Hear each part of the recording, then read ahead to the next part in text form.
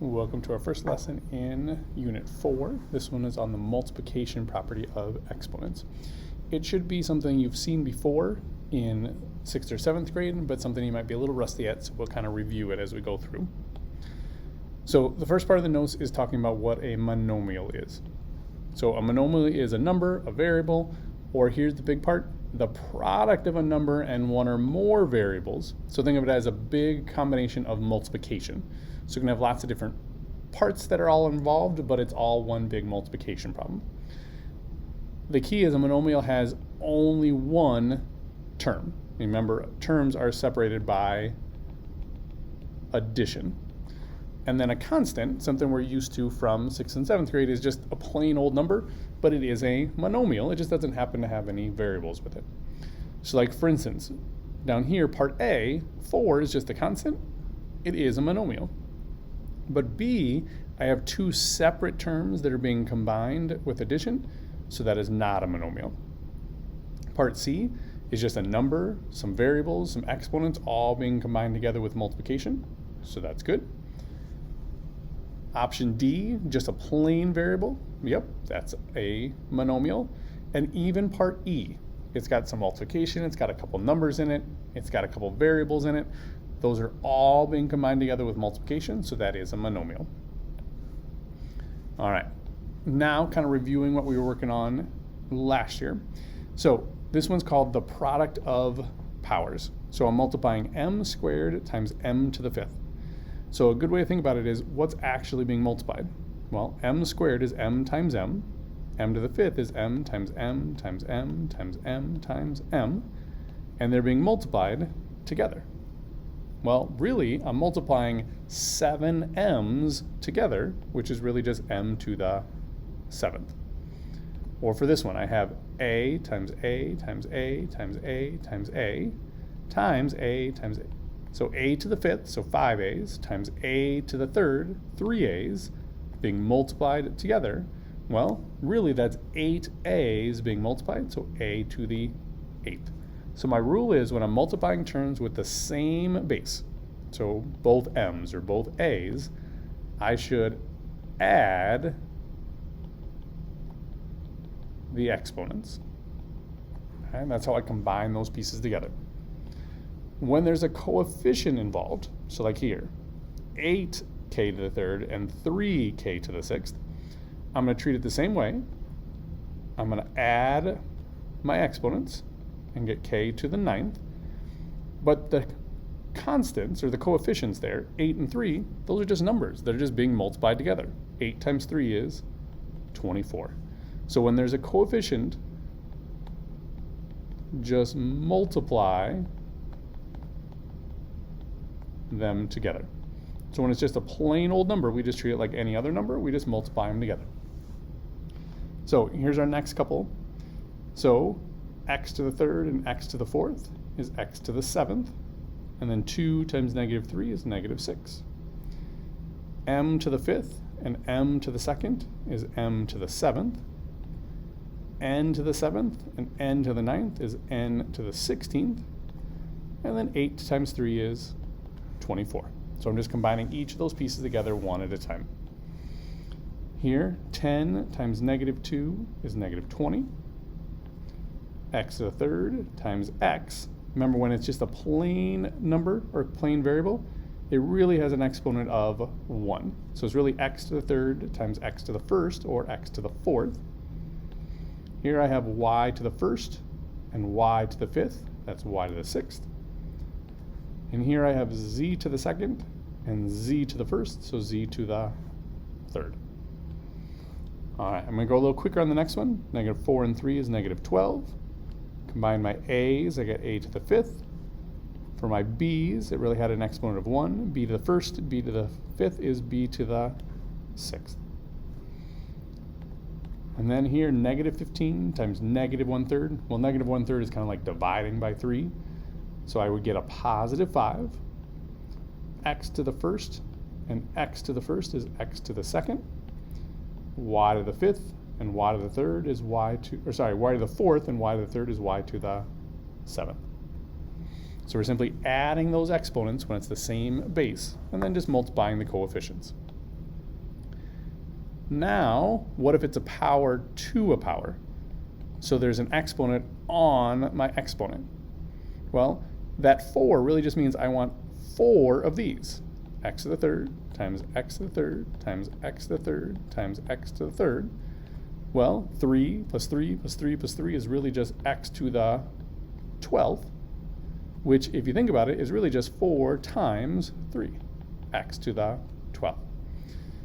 So when you have a monomial that's raised to a power, you multiply the exponents. So here I'm going to do 3 times the 5 and get y to the 15th. Here I'm going to do 3 times 3 is k to the 9th. So when it's a power raised to a power, we multiply those exponents. So here I'm going to multiply times 2.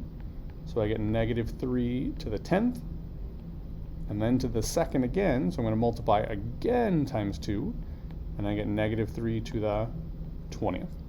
Whenever you have a negative number inside of those parentheses, I always want you to get in the habit of writing them in parentheses, because when we type them in our calculator, we want to go ahead and actually multiply this out. We could actually do negative 3 to the 20th power, and you're actually going to get something like 3,486,000,000, something like that. It's a really big number, but we want to make sure we put that parentheses around it so when the calculator does the multiplication, it knows to multiply with that negative 3.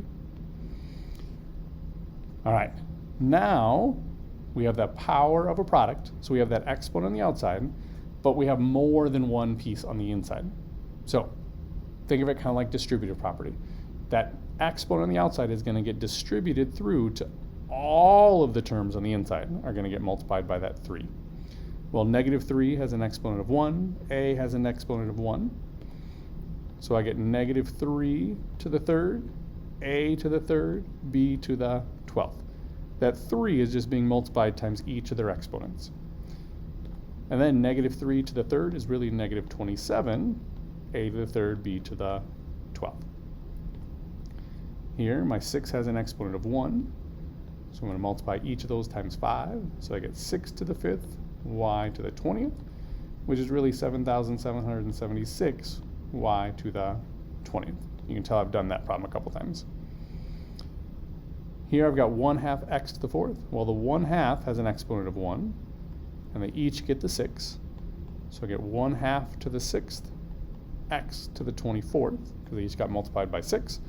1/2 to the 6th is really 1 over 64, 1/2 times 1/2 times 1/2 times 1/2 times 1/2, x to the 24th. Here, my negative 2 and my a each have an exponent of 1. So I get negative 2 to the third, a to the third, b to the 6th. That gives me negative 8, a cubed b to the 6th. So that exponent on the outside gets multiplied times the exponents on the inside. Same thing here, but only to what's in the parentheses. That 2 is just going to hang out. So 5 to the third power, r to the 6th power, s to the 24th power. 5 to the third is really 125, and now I can multiply that 2 and get 250 r to the 6th, s to the 24th. So we distribute that in exponent through, we multiply it times each of those other exponents, then we come back and simplify. So we multiply the exponent times each exponent on the inside, and then simplify. Do whatever the math that we can do in the problem. So for this one down here, that 2 will get multiplied times each of those. So I got 2 to the 2nd, f to the 6th, g to the 8th. 2 to the 2nd is 4, times 3 is negative 12, f to the 6th, g to the 8th. All right, now they're going to start to get a little bit more complicated for us. But the key is take them one step at a time. So we want to take care of all of the different steps, but kind of do them one at a time. That exponent outside, that's got to get taken care of first. So that negative 4 is going to get multiplied times each of these exponents on the inside. So I get negative 3 to the 4th, a to the 12th, n to the 4th. And then it gets multiplied times negative 3, a to the 3rd, n to the 4th. I'm going to combine my a's together, and I get a to the 15th. N and n gives me n to the 8th. And then I want negative 3 times negative 3 to the 4th. Well, that's really negative 3 to the 5th, which is negative 243. All right, same thing. That exponent on the outside gets multiplied times the exponent on the inside. So I have 2 to the 4th, x to the 4th. And then my exponent here gets multiplied. Remember, if it doesn't have an exponent, it has an exponent of 1. So I get 4 to the 2nd, x to the 10th, y to the 2nd. Combine my x's, and I get x to the 14th. My y's, there's just one of them, so just y to the 2nd. And then I do negative 3 times 2 to the 4th. Well, that's 16. And 4 to the 2nd, that's 16. So I have negative 3 times 16 times 16. So I'm going to double check it and make sure I don't forget. And I get negative 768 x to the 14th y squared. All right, I'm going to go a little faster than the next couple. So I'm going to do my work here, and I get 2 squared x squared y squared. Don't try to be a hero and do that all in your head. Then start combining things together. So combine your x's, and I get x to the 4th. Combine my y's, and I get y to the 6th. And then I multiply. 2 squared is 4, times negative 3 is negative 12, times 4 is negative 48. So here I'm going to multiply everything by that exponent. So I get 1/2 cubed times x to the 9th, y to the 15th. And then I have negative 6x to the 4th. And here I'm going to do the same thing. So I get 4 to the 2nd, x to the 4th, y to the 18th. And then I come back and try to combine together what I can. So I have x to the 9th, x to the 4th, x to the 4th. That's x to the 17th. Y to the 15th, y to the 18th is y to the 33rd. And then 1/2 to the 3rd. That's really 1/2 times 1/2 times 1/2, which is 1/8, times negative 6 times 4 squared, which is 16, and that gives me negative 12. And it's perfectly acceptable to use your calculator to do that, the coefficient part. Okay, feel free to use that. Just make sure you're careful with your exponents and your negatives. All right, and here's our last little bit. The key here is it says express the area. So it's just a matter of knowing your formula for finding the area. So for part A, a rectangle, area is equal to base times height, or sometimes people call it length times width. But that just means multiply your two measurements together. So 6a squared b to the 4th times 3ab squared. So 6 times 3 is 18. A squared times a is a to the 3rd, b to the 4th, and b squared is b to the 6th. For our circle, remember its area is equal to pi times radius squared.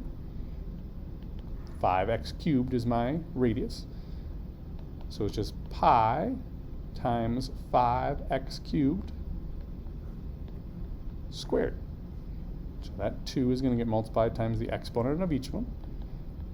And get pi times 5 squared times x to the 6th, or pi times 25x to the 6th. We're just going to leave pi as a variable, as its symbol, rather than try to multiply it out, because it's okay to leave that in there for this one. And then last one, area for a triangle is base times height divided by 2. So here's my base, here's my height. So 4a squared b times 6ab divided by 2. A squared, and a is a to the 3rd. B times b is b to the 2nd.